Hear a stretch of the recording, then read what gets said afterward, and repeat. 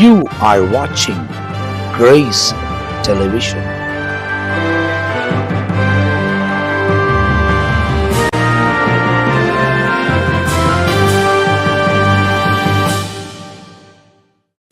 Price lord. Grace TV நேயர்களை இன்னொரு விஷயமாக நான் பார்க்கும்படியாக கர்த்தர் இந்த டாக் வித் ஜீசஸ் என்ற ப்ரோக்ராமில் இன்னும் தேவனுடைய வார்த்தை உங்களிடத்தில் பகிர்ந்து கொள்ள கர்த்தர் எனக்கு அனுகிரகம் பாராட்டினபடி நான் ஸ்தோத்திரிக்கிறேன். இன்றைக்கும் நாம் லாஸ்ட் அண்ட் ரீகவர்டு என்ற தலைப்பில் நாம் தியானித்து வருகிறோம். அநேக காரியங்களை இழந்து போனதெல்லாம் நாம் எப்படி மீண்டும் பெற்றுக்கொள்ள முடியும். ஆண்டவராக இயேசு இந்த உலகத்துக்கு வந்த நோக்கமே மனிதன் இழந்து போனதை பெற்றுக்கொள்ளணும் அப்படின்றது தான் ஆண்டவருடைய ஒரு பெரிய வாஞ்சையும் பர்பஸாக இருக்கிறது. இன்றைக்கு 1 சாமுவேல் 9ஆம் அதிகாரத்தில் ஒரு மனிதனுடைய வாழ்க்கை பார்க்கலாம். அவங்க என்ன தொலைஞ்சிச்சு, என்ன லாஸ் ஆச்சு அவங்களுக்குன்னு பார்த்தீங்கன்னா பாருங்கண்ணே, 9ஆம் அதிகாரம் 3ஆம் வசனம். 1 சாமுவேல் 9:3. சவுலின் தகப்பனாகிய கீசுடைய கழுதைகள் காணாமல் போயிற்று. ஆகையால் கீஸ் தன் குமாரனாகிய சவுலை நோக்கி, நீ வேலைக்காரல் ஒருவனை கூட்டிக் கொண்டு கழுதைகளை தேட புறப்பட்டு போ என்றான். இங்கே சவுலுடைய பார்த்தீங்கன்னா ஃபேமிலியில் கழுதை காணாமல் போச்சுங்க. அந்த காலத்தில் கழுதை மீன்ஸ் ஆஃப் டிரான்ஸ்போர்ட்டேஷன் அதுதான். கழுது மேலே தான் உட்காந்து போவாங்க ஊருக்கு ஊராக. இப்போ இந்த கழுது தொலைஞ்சி போச்சு. இப்போது அந்த சவுலுடைய அப்பா சொல்கிறாரு, நீ போயிட்டு அந்த கழுதிங்களை தேடினுவான் போது சவுல் தாண்டி போகிறாரு. கழுதையே கிடைக்கல. கழுதை கிடைக்காதுன்னு வேறு ஊருக்கு போகும்போதோ அப்போ சொல்கிறாரு, வானாப்பா நம்ம வேலைக்காரங்கிட்ட சொல்கிறாரு, நிறைய ஊர் தாண்டிட்டோம், நம்ம அப்புறம் அப்பா நம்ம கழுதிக்கு பதிலாக நம்ம மேலே கவலைப்படுறாரு, வா போகலான் போதும் அந்த மனிதன் சொல்கிறான், இங்கு இந்த பட்டணத்தில் ஒரு தேவ மனுஷன் இருக்கிறார், அந்த சாமுவேல் என்ற ஒரு தீர்க்கதரிசி இருக்கிறார், அவரிடத்துல போனால் அவர் நமக்கு வழியை சொல்லுவார், கழுதை காணாமல் போகிறத குறித்து கூட சொல்லுவார் அப்படின்னு சொல்லிட்டு அங்கே சாமுவேல் என்ற தீர்க்கதரிசி கிட்ட அங்கே சவுல் போகிறார். பாருங்கள் எப்படி தேவன் சவுலை ராஜாவாக மாற்றுவதற்கு எவ்வளோ அற்புதமாக ஒரு கழுதை தாண்டாமல் போன ஒரு மனிதனை ஆண்டவர் தேடி வராரு. பாருங்கள் எங்கே தேடி வர, நேராக இந்த சாமுவேல் தீர்க்கதரிசிக்கிட்ட வரார்.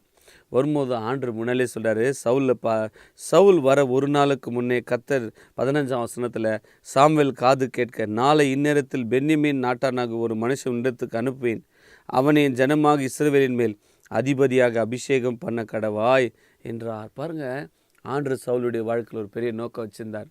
அவன் வாழ்க்கையில் கழுதை தேடி போயின்னு கொண்டு இருக்கிறான். ஆண்டவர் என்ன பண்ணார்னா அவனை அபிஷேகம் பண்ணணும், இஸ்ரவேலுக்கு அதிபதியாக அவனை மாற்றணும், அப்புறம் பெலிஸ்தருடைய கைக்கு நீங்களாக்கி ரட்சிக்கிற ஒரு ரட்சகனாக அவனை மாற்றணும் என்று சொல்லி ஆண்டவர் ஒரு திட்டத்தை வச்சுருந்தார். பெரியமானே உங்கள் வாழ்க்கையில் கூட ஐயோ இது தொலைஞ்சிச்சு, இது லாஸ் ஆச்சா கற்று கவலைப்படாதீங்க. ஆண்டவர் உங்கள் வாழ்க்கையில் ஒரு பெரிய நோக்கத்தை திட்டத்தை வச்சுருக்கிறார். ஆண்டவர் பெரிய ஒரு நோக்கம். ஜெரேமியா 29:11 ஸ்க்ரீனில் டிஸ்பிளே படிங்க. ஜெரேமியா 29:11.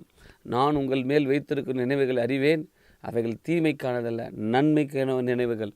குட் பிளான்ஸ் ஆண்டவர் நம்ம எல்லாரும் வாழ்க்கையில் வைத்திருக்கிறார். இந்த சவுலுடைய வாழ்க்கை பார்த்திங்கன்னா கழுதை தேடி போனால், கழுதை இழந்து போன நிலைமை, அங்கே போனால் சாமுவேல் சந்திக்கிறான்.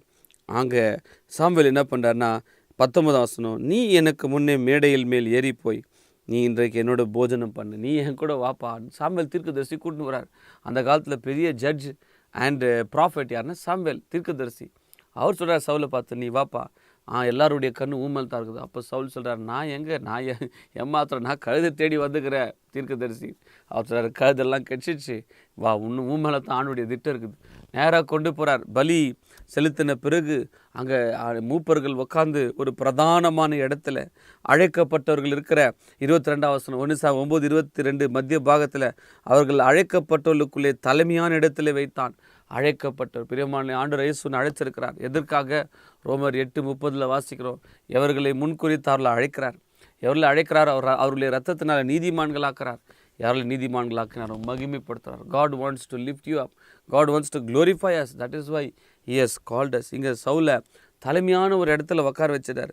உட்கார வச்சு என்ன பண்ணுறாருங்க போஜனத்தை அவனுக்கு கொடுக்க செய்து, என்ன ஒரு ஆசீர்வாதம் பாருங்கள். ஒரு அழைப்பு சவுல் மேலே இருக்கிறது என்று கண்டு அங்கே கொண்டு போய் அற்புதமான ஒரு அழைக்கப்பட்ட இடத்துல உட்கார வச்சு தலைமையான இடத்துல உட்காந்து போஜனம் பண்ணுறாங்க. அதே 1 சாமுவேல் 10:1 வசனத்தில் அப்பொழுது சாமுவேல் தைல கூப்பை எடுத்து அவன் தலையின் மேல் வார்த்து அவனை முத்த செய்தான். சாமுவேல் அங்கே சவுல் அபிஷேகிக்கிறார். ஒரு கழுதை தோடி போன மனுஷனுடைய வாழ்க்கையில் எப்பேர் பெற்ற ஆசீர்வாதம்னா, அவன் அழைத்தான், அவரை அழைத்து அவனை உண்மையான ஒரு மேலான இடத்துல, ஒரு தலைமையான இடத்துல உட்கார வைக்கப்பட்டான். பிறகு அவனை தைலத்தும்பை எடுத்து சாமுவேல் அபிஷேகம் பண்ணுறார். அபிஷேகம் பண்ணி அவன் கர்த்தர் உன்னை தம்முடைய சுந்தரத்தின் மேல் தலைவனாக அபிஷேகம் பண்ணார் அல்லவா. 1 சாமுவேல் 10:1 அவனை தலைவனாக அபிஷேகம் பண்ணுறார். உன்னை என்னையும் கூட ஆண்டவராக இயேசு கிறிஸ்து அவர் நம்மை அழைத்து நம்ம அவர் இரத்தத்தினால கழுவி நம்ம தலை எண்ணெயால் அபிஷேகம் பண்ணுகிறார். பிரியமானவர்களே, ஆண்டவராக இயேசுவே நமக்கு சிரசா மாறி அவருடைய அபிஷேகத்தை நமக்கு கொடுக்கிறார். அது மாத்திரமல்ல, பாருங்கள், சவுலுடைய வழக்கில் பிறகு என்ன ஆசீர்வாதங்க, அநேக தீர்க்க தரிசன வார்த்தைகளை அவனுக்கு சொல்கிறார். சொல்லிட்டு 6ஆம் வசனம், அப்பொழுது கர்த்தருடைய ஆவி உன்மேல் இறங்கி வருவார். பாருங்கள், சவுலுடைய வழக்கில் ஒரே நாளில் பெரிய மாற்றம். அபிஷேகம் பண்ணப்பட்டான், அழைப்பை பெற்றுக்கொண்டான். அங்கே தேவ ஆவியானவர் அவன் மேல் இறங்கி வருகிறதுனால அவனுடைய வாழ்க்கை மாற்றப்பட்ட நிலைமை பாருங்கள். அதே 1 சாமுவேல் 10ஆம் அதிகாரம் 9ஆம் வசனம், அவன் சாமுவேலை விட்டு போகும்படி திரும்பின போது தேவன் அவனுக்கு வேறு இருதயத்தை கொடுத்தார். ஒரு புதிய இருதயத்தை கொடுத்துட்டார். பிரியமானவர்களே, தேவனுடைய ஆவி அவன் மேல் இறங்கி வந்தது. அவன் அபிஷேகம் பட்டப்பட்டவனா இஸ்ரவேலுக்கே ராஜாவாக சவுலுடைய வாழ்க்கை மாறினது. பிரியமானவர்களே, இன்றைக்கு நம்முடைய வாழ்க்கையில் கூட ஆண்டு சொல்கிற ஒரு வார்த்தை என்னென்னா, ஒருவேளை நீங்கள் இழந்து போன நிலைமையில் இருக்கலாம், எல்லாம் இழந்து போன நிலைமையில் இருக்கலாம். ஆனால் ஆண்டு கொடுக்குற வாக்குத்தத்தம் எசேக்கியேல் 36:26 நான் உனக்கு நவமான இருதயத்தை கொடுத்து உங்கள் உள்ளத்தில் புதிய ஆவியை கட்டளையிடுவேன். New heart, a new spirit நமக்கு கொடுக்குறார். கல்லான இருதயத்தையும் மாம்சத்திலிருந்து எடுத்து போட்டு சதியான இருதயத்தை உங்களுக்கு கொடுத்து உங்கள் உள்ளத்தில் என் ஆவியை வைத்து உங்கள் என் கட்டளைகளை நடக்கும் நியமங்களின்படி அவைகளின்படி செய்யவும் பண்ணுவேன்.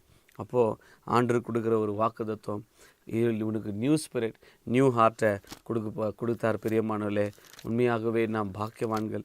புது உடன்படிக்கை ரத்தத்தினால பிரதான ஆசாரனா இயேசு கிறிஸ்து இந்த உலகத்துக்கு வந்த நோக்கம் உன்னை என்னையும் மீட்டுக்கொண்டு அவர் பிள்ளைகளாய் மாற்றணும். நீ இழந்து போனதெல்லாம் கொடுக்கணும். சவுல் கழுது இழந்து போனான், ஆனால் வரும்போதோ அவன் அபிஷேகம் பண்ணப்பட்ட ஒரு ராஜாவாக, தேவ ஆவி பெற்ற மனிதனாக, அவனுடைய வாழ்க்கையில் பார்த்தீங்கன்னா புது இருதயத்தை பெற்றவனா ஒரு மாறுதல் பெற்றுக்கணும். இன்றைக்கி உங்கள் வாழ்க்கையில் கூட ஒரு மாறுதல் தேவைங்க. ஒரு மாறுதல் உன் வாழ்க்கையில் அவசியமாக இருக்கிறது. உனக்கு புது இருதயத்தை ஆண்டவர் இயேசு கொடுக்க விரும்புகிறார். உனக்கு புதிய அங்கே ஆண்டவர் ஆவியை கொடுக்க ஆண்டவர் விருப்பமாக இருக்கிறார். அதை ஏற்றுக்கொள்ளுங்க. ஆமாம் இயேசப்பா, நீங்கள் இந்த உலகத்துக்கு வந்த நோக்கமே என்னை தேடி வந்தீங்க. காணாமல் போன ஆடு மாதிரி இருந்தேன், தேடி வந்தார். சங்கீதம் 119 176 சங்கீதக்காரர் இப்படி சொல்கிறாரு, காணாமல் போன ஆட்டை போல் இருந்தேன் நான். சங்கீதம் 119 176 வசனத்தில், காணாமல் போன ஆட்டை போல வழி தப்பி போனேன், உமது அடியனை தேடுவீராக. ஆமாண்ட பிரியமானே, வழி தப்பி போன ஆடு மாதிரி இருந்தோம். ஆனால் ஆண்டவர் நம்மை தேடி வந்தார். இது எப்படி வந்தார்? ஏசாயா 53 வாசிக்கும்போது, அவர் பூமிக்கு வரும்போதோ அவர் எப்படி அசட்டை பண்ணப்பட்டார், மனுஷரால் புறக்கணிக்கப்பட்டார். அவரை பார்க்கும்போது அழகு இல்லை, சௌந்தரியம் இல்லை, அவரை பார்க்கும்போது விரும்பத்தக்க ரூபம் இல்லை. ஆனால் அசட்டை அவரை ரிஜெக்ட் பண்ணாங்க. ஆனால் ஆண்டவர் மெய்யாகவே நம்முடைய பாடுகளை ஏற்றுக்கொண்டார், நம்முடைய நோய்களை சுமந்தார். அது மாத்திரம் நம்முடைய மீறுதல் நிமித்தம் காயப்பட்டார். பிரியமானே, நம்ம அக்கிரமத்தை அவர் ஏற்றுக்கொண்டார். ஆண்டவராக இயேசு நம்ம இழந்து போனதெல்லாம் நம்ம திரும்ப பெற்றுக்கொள்ளணுன்றதுக்காக அவர் அழகை இழந்தார், அவருடைய வஸ்திரத்தை இழந்தார், அவருடைய மகிமை இழந்து இந்த பூமிக்கு வந்தப்போ நமக்கு சமாதானத்தை உண்டு பண்ணோம், தண்டனை ஆக்கின அவர் ஏற்றுக்கொண்டார். அவருடைய தழும்புகளால் சுகமாக நம்மெல்லாம் ஆடுகளைப் போல வழி தப்பி தெரிந்தோம். ஏசாயா 53:6 சொல்கிறார், அவன் தன் வழியிலே போகணும். கர்த்தரோ நம்ம எல்லாருடைய அக்கிரமத்தை அவர் மேல் விழக்க பண்ணினார். பிரியமானே, அவர் நெருக்கப்பட்டார். இயேசு கிறிஸ்து ஒடுக்கப்பட்டார், வாய் திறக்கலை, மௌனமாக இருந்தார். ஏன்?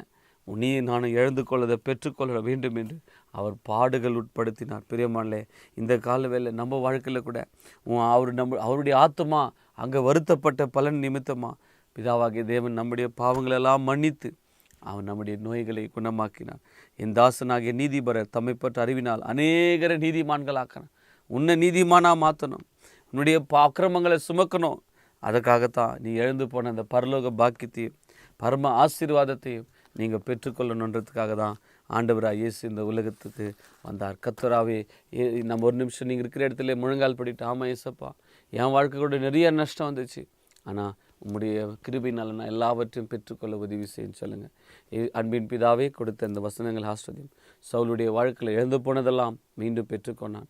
அன்றே அவன் கழுதத்தடி போன சவுலுக்கு ஆண்டவர் ராஜாவாக அபிஷேகம் பண்ணினீர். ஆண்டவர் தேசத்துக்கே தலைவராக அதிபதியாக மாற்றினீரே. ஆண்டவரே, அவனை ராஜாக்கள் ஆசீர்வாதமாக்கி, என்னை கூட அப்பா ராஜாக்கள் ஆசீர்வாதமாக்கி நீ ஸ்தோத்திரம். நாங்கள் பூமியில் உம்மோட அரசாளுவோம் என்று சொல்லி உம்மை துதிக்கிறோம். இந்த வசனத்தை கேட்ட பிள்ளைகள் ஒவ்வொருத்தரும் கிறிஸ்துவின் அன்பை ருசித்து அவர்கள் எழுந்து போனதை பெற்றுக்கொள்ள உதிசியும் ஆசீர்வதியும் பலப்படுத்தும். இயேசு ரட்சகர் நாமத்தில் தாழ்மையுடன் கெஞ்சி கேட்கிற நல்ல பிதாவே, ஆமேன். God bless you.